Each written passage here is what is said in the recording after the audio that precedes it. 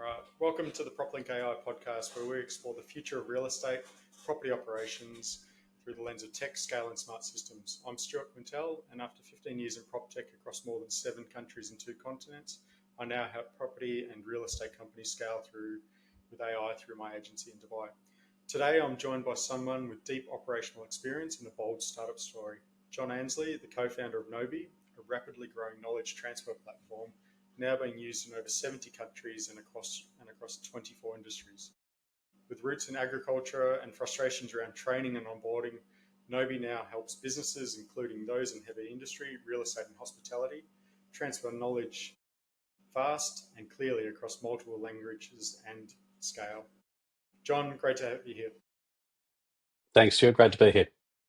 Now, before we dig into Knowby, you have an interesting backstory, I guess, like you've been in large enterprise industries. So I'd sort of like to know a bit more about your background from going from senior roles at BHP, Roche, SAP, Rio Tinto, Capgemini, many others, but now you're helping build a SaaS startup from the ground up. What brought you to Knowby? Just the scale of the opportunity, pretty amazing. My brother met the founder, Grant Rogers, and my brother's name's David. And David said to me, "Hey, have a look at this and tell me what you think." And when I looked at it, what struck me was just how much easier all of my jobs would have been. And I've been in COO and CIO roles in big enterprise. And I've thought about, all the business transformations we've tried to do, the business process improvement programs, putting in big, heavyweight software systems, and how difficult that is to the change management, the training, getting new people to understand how to use those technologies is just absolutely painful. And so when I saw the concept of Knowby, I thought, oh, this is brilliant. If we had that at the large enterprise, how much improvement you'd make. And then, since then, we've had a look at it across a range from small to medium enterprise all the way through to very large enterprise. And that's borne out to be pretty true. But that's what got me in. I was just so excited about the scale of the opportunity. Yep.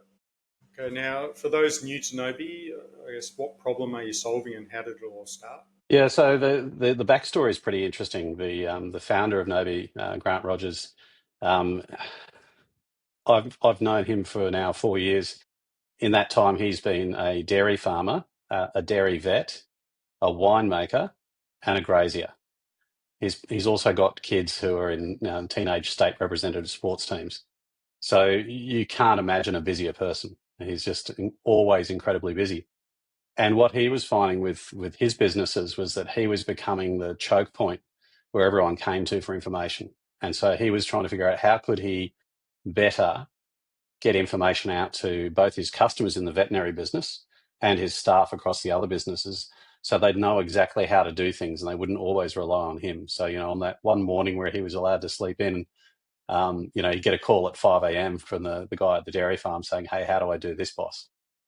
And so he was looking at, how do I create something? So he played around with a whole pile of different technologies, using WhatsApp and using Word documents and using videos and doing all sorts of different things, but didn't really find a way that was easy to follow and accessible for everybody.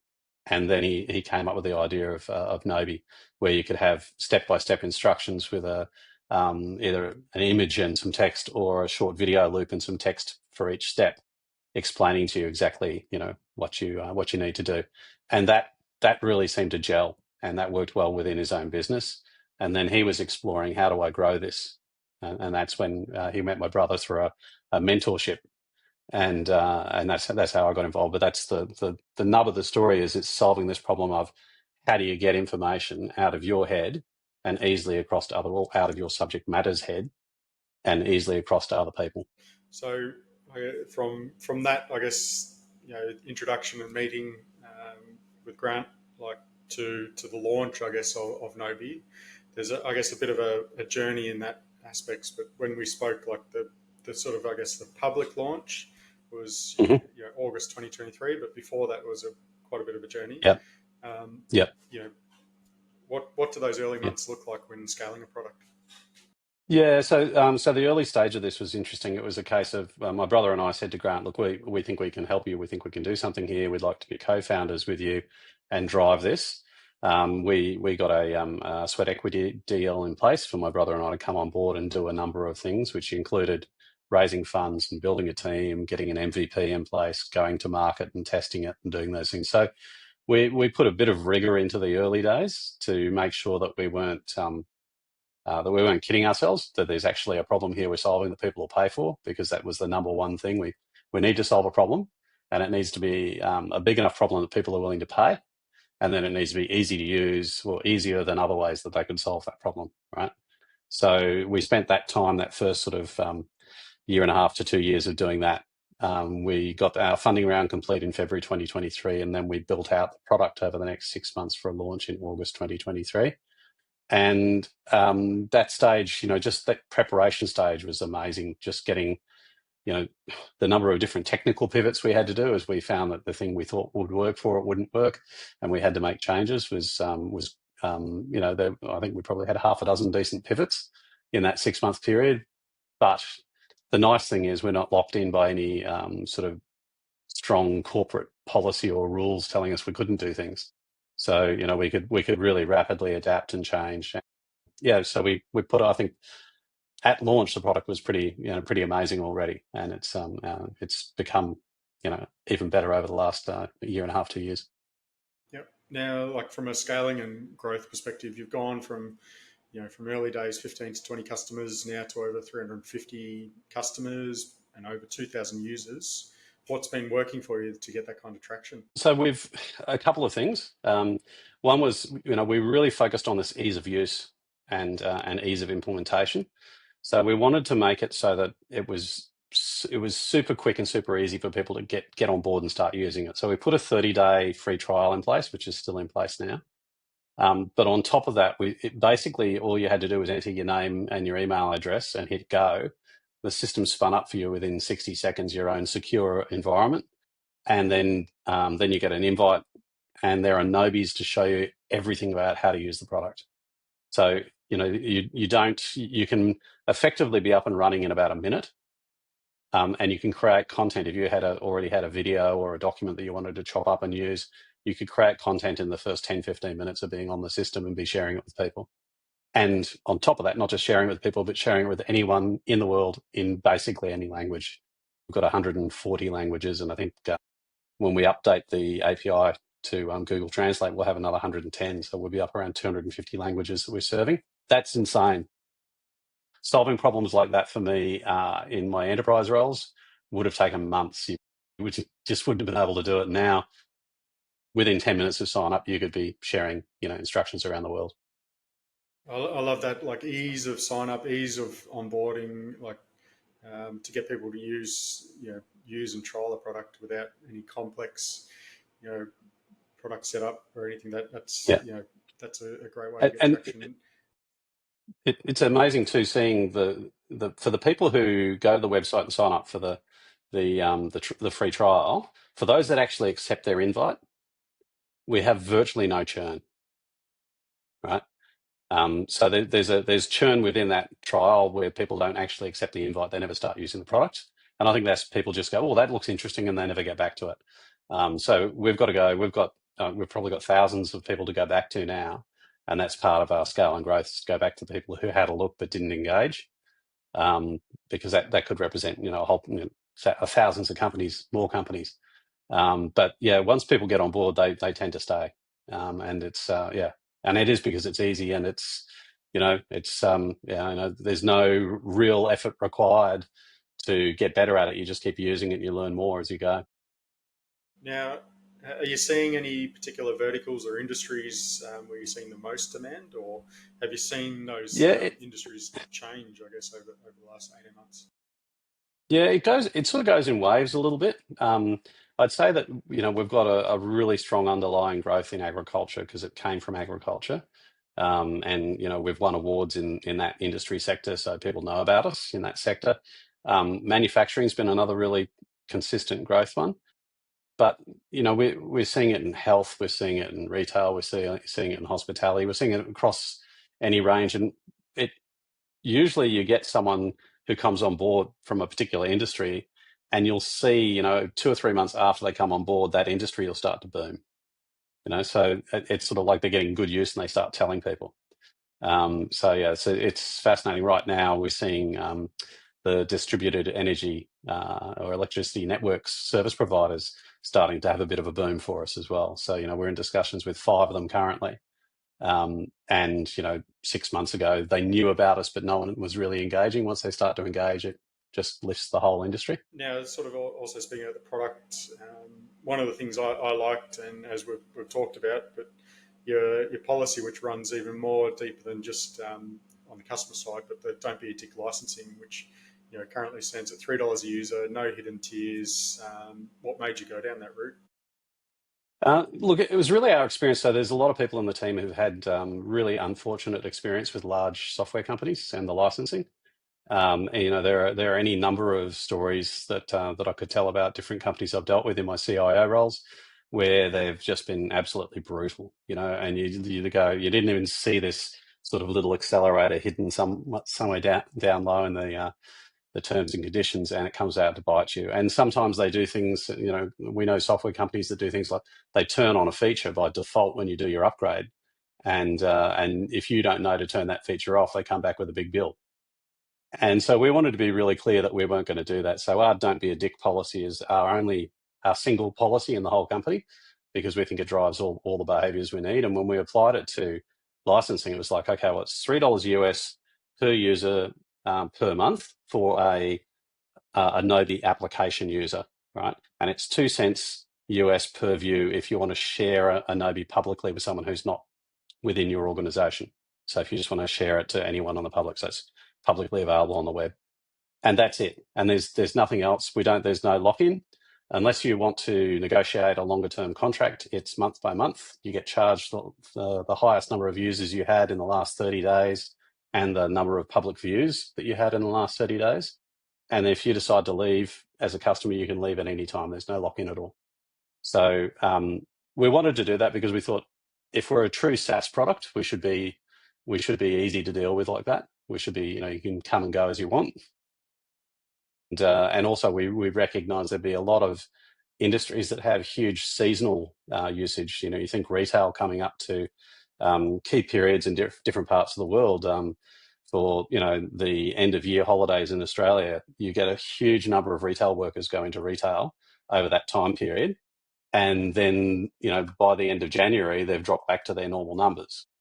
So, you don't have to pre-buy your licensing with us. You can just pay for what you used in that time period, and then you just take those people out of the system when they've gone, and you're back down to your lower cost for the remainder of the season or the year.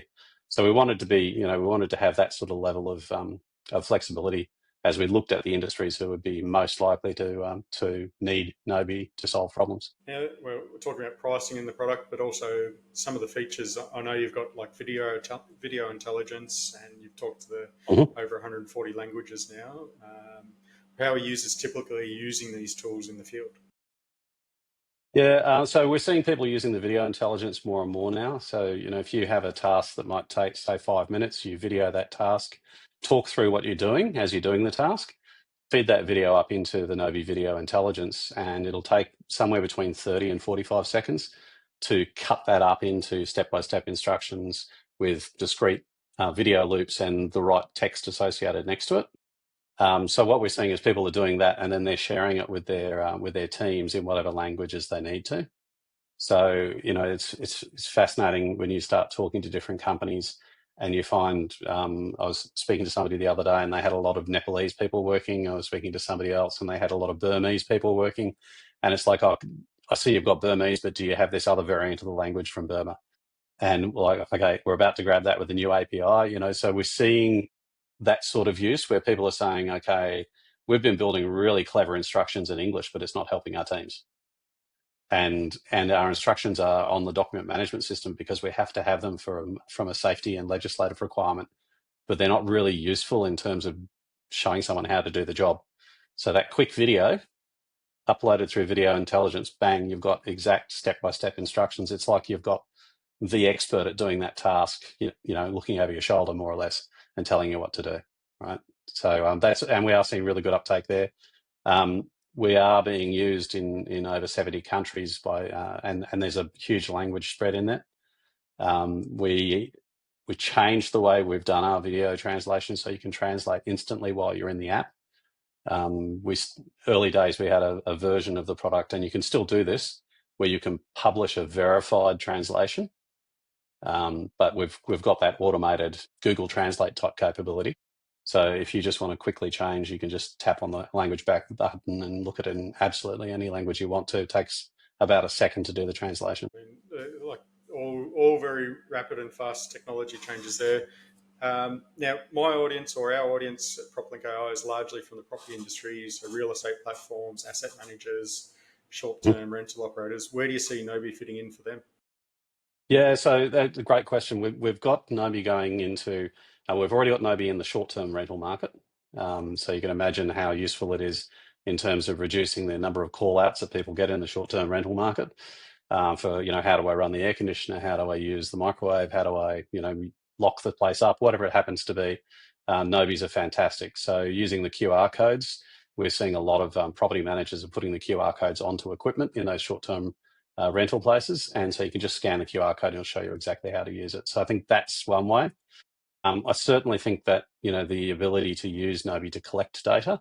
So we're about to release a feature called Knowby Forms, which allows you to bring data back from a Knowby. So you could send someone a Knowby, say, and you want them to do an inspection, a property inspection. They could do the property inspection and actually send you back notes, photos, and videos through the Knowby. So you could have a standardized format for doing that.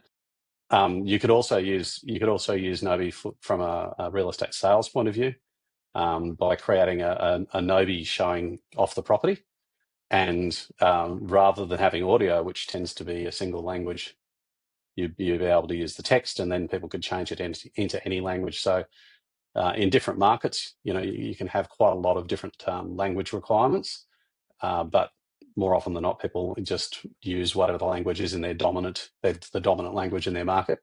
Whereas if you make it in English, you can share it in anything through Knowby. You can actually create in other languages, and we're building that out more and more. But English is the base language that's the best to use to get the best results at the moment. Yep. Now, are you seeing? I guess where I live in the UAE. Are you seeing any traction and interest from, say, Dubai, Abu Dhabi, or even across to Saudi Arabia, which is going through a massive transformation? Yeah, we have had a number of signups in the region. It's probably less than 5% of our customers at the moment, but the strongest sign up has been the number of signups has been across Australia and New Zealand, where we have a larger presence, and as individuals within the Knowby team, we have a bigger network.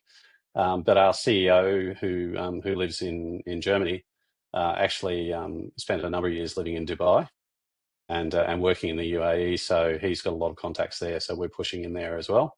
And we've got a nice spread now around the world in terms of the placement of our people. So we cover the globe pretty well from a 24/7 support or sales requirement now too. Yeah, like future plans. So you launched almost nearly like 2 years ago, I guess. Again, talking August 2023, coming up to that sort of 2-year anniversary of the main product. Now, if we look 12, 18 months out, what's on the roadmap? Yeah, sure. So we've got a few things sort of on the more immediate roadmap. So we've got Knowby Forms. That's the ability to bring data back from the Knowbys. So you can ask people questions, get them to give you answers or videos and photos. We've also got the ability to allocate Knowbys to people. So from an asset management point of view, you could say, you could allocate me a job. So Stuart allocates John a job to go and do this particular asset management task on, by 12 o'clock next Monday, right? So that feature's coming, and we're also doing putting in place a concept called branching, which is really allowing you to use a little bit of a logic flow within Knowby. So when you get to a particular step, you might have a question you ask, is the light red, is it green, is it yellow? And depending on what color it is, you go off to a different branch. So you follow down a different branch and go and do a different instruction. So we're putting that out. But probably the bigger feature to come over the next sort of 6 to 12 months is Knowby Marketplace. So we'll be building out a marketplace that allows content creators to create Knowbys that could be standardized Knowbys that people could use within their businesses. And an example of this, and people who are already building content towards this, is in the occupational health and safety space. where you could build, what are all of the standard ones that you need for this country's, legal requirements. And then so I could go there as a customer and say, oh, I'd like to subscribe to that channel and get those safety Knowbys. And then I might still, I might want to copy them down and doctor them up so they look more like my business, but at least I have a starting point. So that'll connect customers, content creators, and other service providers. So it might be, if you're a large company, you might want an implementation partner to come and help drive, your use of Knowby across your business. So yeah, that's probably the next big thing. But we're building out. I mean, we do a release every 2 to 4 weeks at the moment. We're aiming to just do small incremental releases every 2 weeks, whether that's just a small enhancement on a feature, or if it's a new feature, or if it's a bug fix, or if it's a big feature. We're trying to drop things fairly regularly and make sure that we that we actually let you know what's come. So we have a process for doing that as well, so we can show you, when you go to log into Knowby, it'll pop up and show you what's new. So you'll actually see what features just coming at you. Now, with this rapid scale and rapid growth, what's been the biggest challenge so far in scaling the platform? Is it product, sales, team? It's probably, it's probably sales. It's the area that I'm focused on, and the biggest challenge is actually getting large enterprises to move. They're incredibly slow, and so when you show them something and that it's going to solve a problem for them, and you can hear them getting excited about wanting to solve the problem, the speed with which they can get through their internal processes, it's incredible when you think of the benefit that's available to them. That's probably the most frustrating thing. So we've had customers we've been talking to for over a year, and there are other customers who see it and go, "Oh, yeah, I've signed up. I put my credit card in. Off we go. We're done. Let's go." So it's pretty amazing. That's the frustrating. I think that's the most frustrating thing about the growth, because of course with faster growth comes the ability for us to do more things more rapidly. So so that's the thing that sort of probably frustrates the moment. But, at the moment we've got in the sales funnel, we've got probably 20,000 plus users that should drop in the next 3 to 6 months, which is that's a huge jump from where we are now. But some of those conversations we've been having for a while. Now, if you could solve one problem instantly, what would it be? On top of the speed of the sales with large enterprise, it's probably the ability to partner quickly with the right partner organizations, and for us, that's probably largely big software companies. So we're talking with a number of big software companies, a number of smaller software companies, and it's the same thing I was saying before about large enterprise in general. The large software companies are really slow, and if you put Knowby alongside of their products will do better, their customers will be happier, and Knowby obviously will make some money out of it. But it's a really smart thing to do, and there's no reason to go slow. But that's probably if I could solve one thing, it'd be the partnership model. Get that going, because we'd have virtually no sales effort if we had the right partners in place. John, look, it's clear you've got a product and you're building something that solves a very real and also very widespread problem. For anyone listening who wants to check it out or try the platform, where should they go? www.knowby, that's knowby.co. Just go there. There's a 30-day free trial there. Sign up. One of us will probably drop you a note and say, "Hey, welcome along. If you want a demo, let me know," type thing. But yeah, really straightforward. Last thing I will say is I'll give a nod to the original founder, our current chairman, Grant Rogers. He called it Knowby because he's a Star Wars geek. It's after Obi-Wan Kenobi. So just so people know why it's pronounced that way, that's the reason it's pronounced that way. Thanks, John. Now, for our listeners, if you're in real estate or operations or trying to solve problems, onboard better, or just stop answering the same 12 questions every time, check out what Knowby's doing. And of course, subscribe for more founder conversations like this every week. John, appreciate your time, and I look forward to see how fast you scale from here.